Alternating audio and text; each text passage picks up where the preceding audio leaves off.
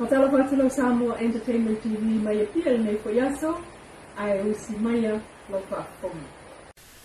O faitau vai aso talo na umon fa mamai esel fai pule. Le fionga mau usi o si pu e mai o le tu malova a fonti. Mai le vainga fa upu fai le HRPP. E umane le palo te tele le lua o rua tasi umanu malo mai ai. Ma fa tau toai. Moli mau mai matai o lo na tu malo na la to momoli le HRPP. O le fai ungol masina talua o November na ia fa la ulo fa la wai tele ai. Lana fa ma vainga mai le HRPP tal ua vatul tu o lalo. A tupu mai e olo nei tu malo ai o whaafenga inga mo le fia wha le leia o lato awala. Wha lawi lo e le fionga mau uila na tusi wha amawai o lana wha amawai nga ua whaia mo le leia olo nei tu malo mo na tangata peitai. E lo tu langa le na olo o iei le fina ngā lo tu ua o le fio anga o lona whangaloa le fionga lau mea e pe o na ia tali mai na o tātou fasilingia i lea suinga i le tu malo va a fonti. Tailo fionga lau mea foi o ve nei ma fa sa o lo tato fio anga o lona i whangaloa.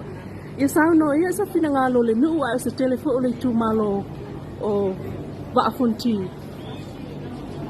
I le suinga le ua iei nei ia o lau tau fai pule. Faafetai le isa ngo ka o fe nga mo lau mea ai ko se fa kala. Le mo si fia ka ko umalo. Nga ko ki mo o se fa ko nga sui gay. O malo par ko nga ra ne finga le ku e ku nga pika. O lo ke mai me lu o me mo kasi le ku malo. A lo me le e Leilua la me se me fa pe mal ko fa ma ia rua mai ka ka re ku do se me fa pe ku fa mai o le mo fe le ku ma lo e ile i do i ma ile i se fe do i ma ko a me la su me la ngau le o le ia ku po le ga de ku ma lo pe o la mo le ku se me si O fe tono pitano ule e le fio fai pule. Sa mo le le si anga o kuin se la ba Al pitano ule o la fionga o lona. Lona i whangaloa. So i lo la si la fiele ele i bala au se fontanga tu fa ta si le tu malo. I bala au se fontanga wa kuila lele i se go fo le gol fanga. Nem kasi tu malo. Ni se ke i na ma. Ya ma se ko kringa ele dau. Dengo ko finga i ma ko. O le na sao no le fionga fai pule o le lei mo le tu malo o na utal sangaina ia ele nga tau whaafenga inga a o li fo ima fai pule le tu malo i ia na folanga na fai taimula na launga.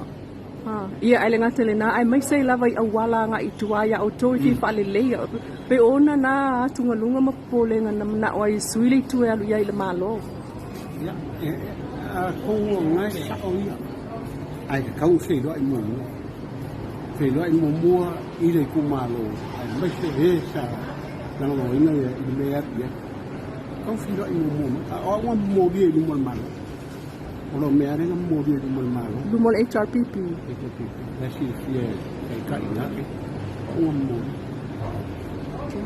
Ai suiro. Ia o lau fai pule na fatu. Tu mawala lau lango ia o le usui le wanga i le malo le fai pule. O fa ba me le i se filo ina. E o man ke ni e le o lo fi fu ma si o mo to sanga ma ke ko fi. Le ko fi do i ma. Fai la si. O fa le ni ko sanga dei ma fi do. Fa pe me do me la fi. Ni ai no se me. Me ngaro ke pole de kumalo. Kasi jonga fai ka ni fa pe le ya no no E le tusi wha mawai e le fionga mau o ie ta uai. A whai lava eno whanau foi pe le HRPP o le upumoni. E mai alpaya inga le nei le ai lava se mana o ngolo nei tu malo e wha taunu ina. O na tūlanga wha apolokiki ai mai sei o vaenga wha upu whai. Mai o le ala le nao le fsilingi ai pe o ia. I le ua lua tau sanga o na folfolanga na laungai. Ai le ai masa me o wha tinoa. Ma la tau fsilingi ai pe ua le ala ngā tatau. O na wha se ese ma le vaenga wha upu whai se awala e ono li liwa tuaile malo. E wha tino ngā luenga molona i tū malo ai ua noa tia. ona o tūlanga whaapolokiki ma vaenga whaapawhai pe ona tūsia tuai le li whaipule i le HRPP peitai. Ena o tātou whasilngiel tu ua o le pitonu o lona e le aisa sila fia o lona fio anga le la sanga wo o iailo lātou whaipule mai ua tanga iai nei i se whailoa i ngā le tū malo mo le nā swinga wa iai nei. E o mai nei wa se e lava fōfua ngā rualunga mau al pulenga o Samoa o iai nei e le whai ngā malo le fās whātua i le atua Samoa ua tasi e pe on whaasapoli ai tū malo o mai 5 tasi i le fōfua ngai tuwha iai ta i tasi miliona tā la le tausanga mo ati na e whaawau. O le whai ungol vai aso taluaina saini ai le se fulu lua i tū malo wa ngā ba ala tau tāpenanga sa whaao ngā ai le lua se lau wafe tā la na vatu mua iai ma ua soa tuai nei ma le se lau 5 wafe o le whaatinonga o fisam whaasolo tuai lava i le vaenga o tatoi o le miliona tā la i le tausanga whaaltupe le wa savali ai nei. O le soe saini ai isi tū malo e to asfulu lua fau wa ngā va ma ua waia tuai lava i tū malo o mai 5 tasio Samoa mo le sainingo ala tau tai miliona tā la. Lea sa aulua i saunoa ai le fionga i le palemia, le fionga fia me na o mimta awha i le ave o le whataua e wha le leia mati na e o tātou ainga, tātou tangata molo tātou o tunu. E ta e sulfa masi nel fal pui wha salangoli e to lua na ioe yo la molianga o le ave wha malosi, o yo putani elu mai a pesa Elisara, na uruai moli el fasio tangata e so tanga al whalavelave na tupu lua o sfulvalu. Peita ina toi whaititi ai fon molianga le ave wha malosi, i le masi no mati na ua whailoa atu e le itua leo, e le o lava moli mau, e wha awa wai molianga al fasio tangata. O le whasalanga na tu ina mai e Justice Tuwala Warren o le whaamsinonga maua lunga. Ai le tōlau launga leo, o le li i leo o maliu, o le pāsese le taxi na alu atu i laulii. Ai au atu i laulii, alu le pāsese le le tongi al tabale. Matuli vai loa e le o lo tua ia ma le tau a inga le pāsese, ai mulmuli atu ai le taxi whaasulu atu i ai moli. Na maua lo le pāsese le ana sola ma avane whawhao i le keli o le taxi, e pe ona whaatonu le ave taxi ma alu sa o loe mo moli le pāsese i leo. Na piki e le ave taxi le pāsese le awala, ai whaalongo atu, le pāsese lea i le pa o mai o le keli o le taxi, ai o ane i le awala, wale se pa o. Ai taunu uatu le ofisa o leo ia pia ta talatu le keli, alane le leo wha maonia, wa maliu le pāsese. O le moli mau le fō mai o atu le whan mai wa maliu le pāsese lea, i le tusa o le se fulu i le pō, o li ipotia le fō mai o le mafua anga o le maliu, ona o le manu anga i lona ulu, mai se mea matatupa. Na wha matala e li e toa lua, na la tau fufusu mua ma le pāsese lea, matu ua i le keli o le taxi mo le taimi a toa lava, na sa waile taxi mai ngā uto lau lii, i le ofisa o leo ia pia pesi li ele awhaitu la. Ta isul wha maasi na le whalpui wha salanga o iali ina ioe i mōlianga o le ave wha malosi.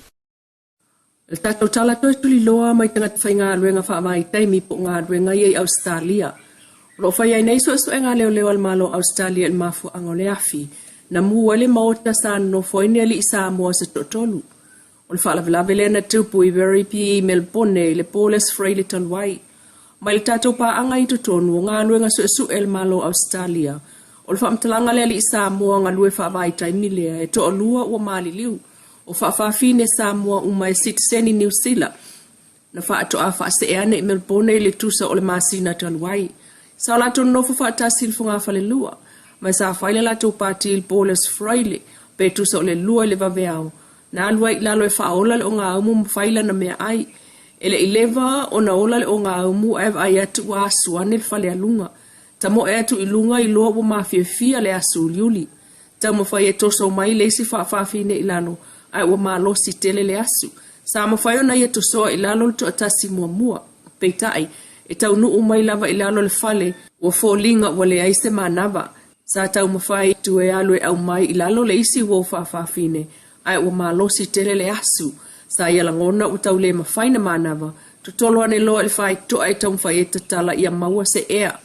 Oi ina ana tau mwhai ai e whono langona mai ai e tua oi, Vili loa ia le ambulance, na umalo na vala au mosef sosoani ai ona Leilua loa ma se mea. Ai ana le vavea tu le ambulance e o tie fo i mai e lanu whaamtalanga, i le suesuenga o whaia nei. Na tawhia le whalemai, whai suesuenga leo. Wa mu umo na lava tusi folau mana me to tina ma ua le ai fo isona ainga. Ta ua le tatou pa angai masalomia pe na ovale ona na. Ai ole li ile ana ia tautino na umalo na visa whai ngā ruenga po le nofo i Australia lo na visa wha o tolu le masina o ke topa. Pei ta ili poti al tatou pa anga mai tutonu. Momomo lo tol taunu watu ai tala ne walua aso ele ise mea ai. Le aini lava sa abatu iai lava ma mea mana umia o aso uma. Olo o iai lalo suesuenga leo talu o mali liu le to lua sa o lato no fafatasi. O le lua fesuluiva na alua i Australia ngā luenga whawa i teimi manofo i Brisbane. O le teimi o COVID-19 toi ave iai le isi wha uminga o le visa whai ngā luenga. Na ia whaamatala sa alu lumlai ba alele i se teimi o le tausanga le nei. Ele iyo o ia o ke topa. E toi fo i mai i Samoa. Ai te e nai talu ele i aini o na pepa tui COVID-19. Ma misi aila na ba alele. Ma toi alua i no foi lona tau ainga i Brisbane. Pei ta ina sola ese mai lona ainga le na. Ai alu no foi se ainga Samoa e whai ngā ruenga i real estates. Ai maua loa ana uo whaafine ia tutongia ne loa lona pase se me ia ne ai i Melbourne. Ma whato a tolo na vai aso talo na nofo i Melbourne ma ana uo wa mali liu. O le atali i lea na sao mai leafi. Sa tau fia il falma i motonga fitinga. Mai ono whaia ne iai suesuenga a leo Australia. Na ia whaamatala foi o ia sa ngalue mua le ofisa o leo i Samoa. Mai sau i se tasi o fio anga o le tuota nei sa vai. Lau Samoa Entertainment TV, i le nei astalua, manuia tol manga tutoi.